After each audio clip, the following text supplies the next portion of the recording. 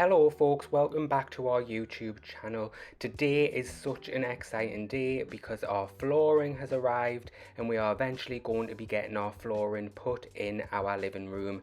So we're going to go through that step by step. This was Andrew collecting it, and yeah, we're going to go through the full flooring process from start to finish. So if you want to see how we did that, stick around because it's honestly worth it, folks. It looks so good in the end and I can't wait for you to see it. So before we decided on a flooring, we actually got some samples in the post from Storiesflooring because we didn't know if we wanted to go light, dark or kind of somewhere in the middle. So these were the samples that we got. One of them is a warmer version and then there's a couple of light ones as well. In the end we did go with the one in the middle, which is the warmer version, and to be honest folks, I'm not even going to try and pronounce it, but I have put it on the screen for you right now. Look at all those words, there's absolutely no way I could pronounce that. I'm from Newcastle. So anyways, these are all the boxes and this is like a better idea of what the colour is. I don't know if it's shown up how it would really in real life, but it's just like a nice warm oak, and it is an engineered oak wood floor. These are all the boxes that we opened. We had 8 boxes altogether, and some of them have A on and some of them have B because it is a herringbone flooring, so you have to kind of like split the two up because it's going to be like an opposite arrow shape. So this was us emptying the lounge on the big day. We had to get all the furniture out of the way and then eventually take the carpet up. So for a room this size we got just over 25 square meters worth of flooring and we almost ended up using all of it.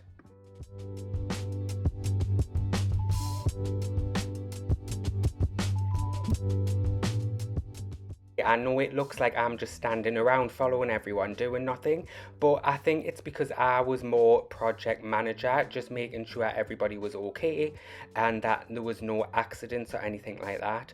But folks, we also had to take up this grip that was in the corner of the room, and it's like that horrible spiky stuff that you used to get on the stairs when you were getting like new carpet put on your stairs, and if you try to run up the stairs too quickly you would like cut your toes on it. So that was around the full edge of the living room, so that had to come up as well.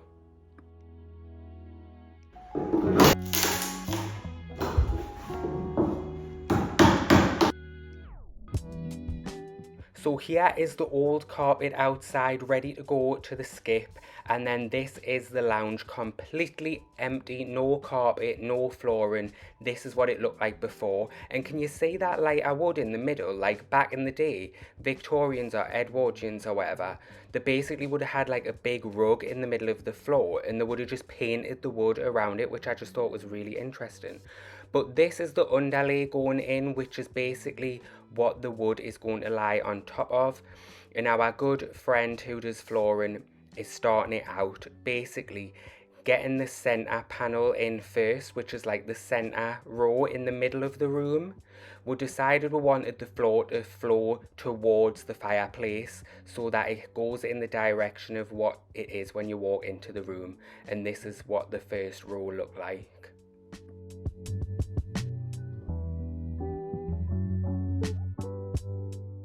If you go through all of our previous videos on the living room, we have done all of it ourselves so far, but we did want to get somebody in who knew what they were doing when it come to the floor because it was kind of like a big thing that we didn't want to mess up.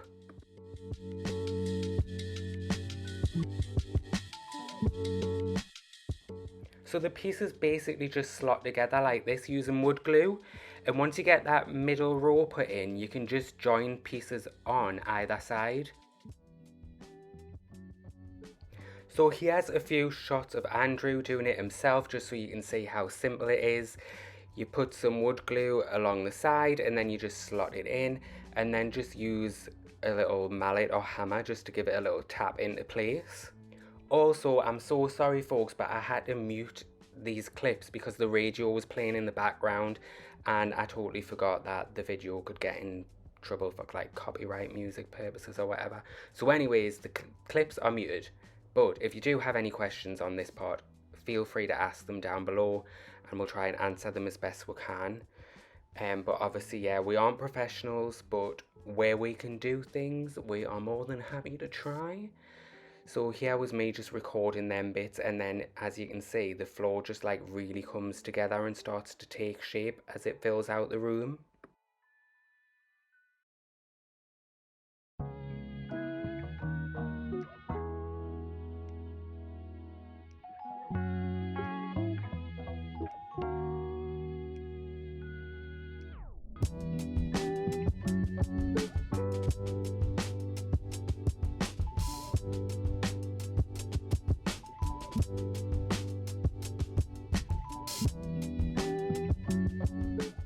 So this is how the room ended up looking after day one.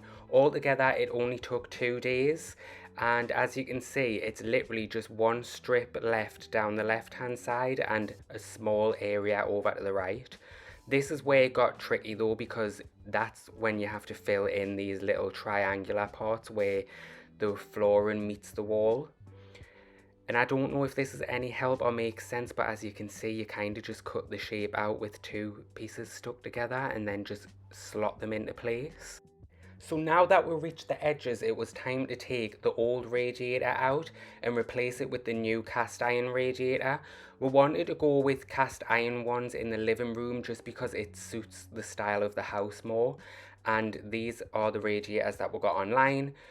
We decided to spray them with a satin black spray, even though they were black to begin with, but as you can see, it was kind of like it was like a light black, and we wanted it to look really deep and have like a lot of depth. So that's what we're doing here, folks. As you can see, nice and simple. It was very windy, so the spray was going everywhere, but it looked marvelous when it was done.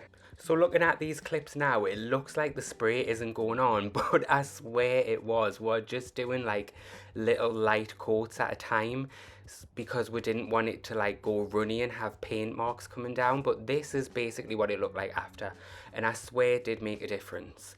So this is the radiator. It's not in yet, it's almost in. But we didn't really get much footage of putting the radiator in, but I'll show you towards the end of the video. But as you can see, all of these little individual pieces had to be cut to fit in. So these pieces on the right would have been full pieces of wood and then just cut in half just to slide into the edge of the wall. And then we went around with some trim, which was white, just to blend in with the skirting boards. So the final thing to do, folks, was just to get some white paint on those skirting boards to blend them in with the trim that was added around the edge. And that is what Andrew is doing right now. I know it looks like you can't really tell a difference, but you know what white paint is. It just brightens it up. It makes everything look a lot cleaner. And that's what our good friend Andrew is doing right now.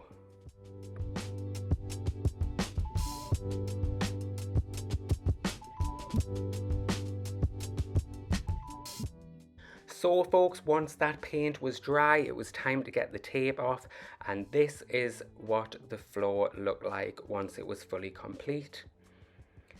And I shall leave you with these final beauty shots. If you have any questions, you can ask them in the comments section below. Make sure you subscribe if you want to see how the room continues to look and how the house continues to grow. And yeah, thanks for watching, folks.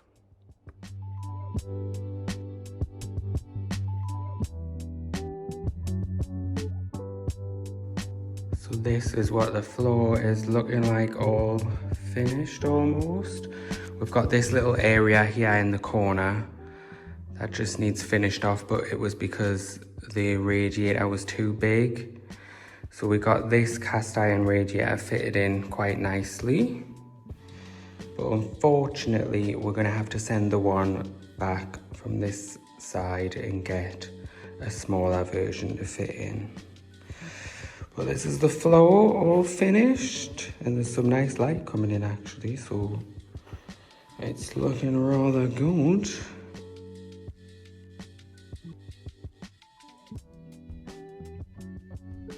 So we just need to give the TV cabinet a paint to match it in with the wall. And then we've got the furniture that we'll be able to bring in, which will be the exciting part, because we will then get to dress the room so that we've got a room to stay in while we do the rest of the house. Here's our little ghost family that we got the other day. First ornament to go up for October. Ookie Spooky. £1 from Sainsbury's. £8 from TK Maxx. The face is not my favourite, but everything else, its little hat and stuff like that, I think it looks really cute. Oh yes. Spitting image. Oh look, the door still needs to be finished here too. This door's all going to get taken off and repainted and things like that. So that's another thing that we need to do. But paint all that, new handle. New handle to match the handles down there.